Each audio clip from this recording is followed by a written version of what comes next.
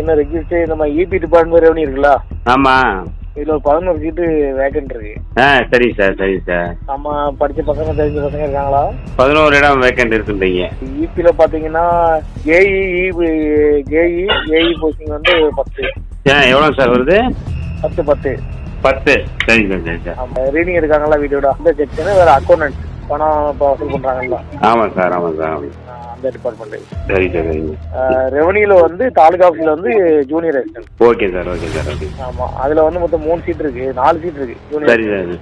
ஆனா இது பூராமே நியமன அடிப்படையில் தான் போடுவாங்களா சார்? அவங்களுக்கு இந்த மாதிரி போட்டு காசு கொடுத்து அவங்க ஆபீசர் கணக்கு பண்ணி போடுறதா? அவங்க என்ன படிச்சிருக்காங்களோ அதுதான் போடலாம் அந்த மாதிரி. சரி சார், சரி சார். எக்ஸாம் முடிஞ்சிருச்சு. சரி சார், சரி சார். இப்போ வந்து நம்ம இவங்க பேப்பரை கொடுத்தீங்கன்னா நாங்க வந்து எக்ஸாம் எழுதுன மாதிரியே பண்ணிடுவோம். அந்த மாதிரி இருக்கு. ஆமா ஆமா, இவங்க எக்ஸாம் எழுதுன மாதிரியே பண்ணி பேப்பர் எல்லாம் ரெடி பண்ணி உள்ள வச்சு பாஸ் பண்ண மாதிரி பண்ணி ஆர்டர் போட்டுருவாங்க.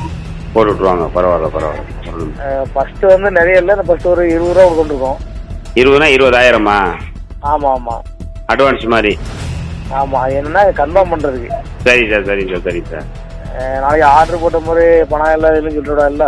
ஆமா ஆமா ஆமா ஆமா. மீது ஆர்டர் வாங்கினீங்க மீது கொடுத்தோம்.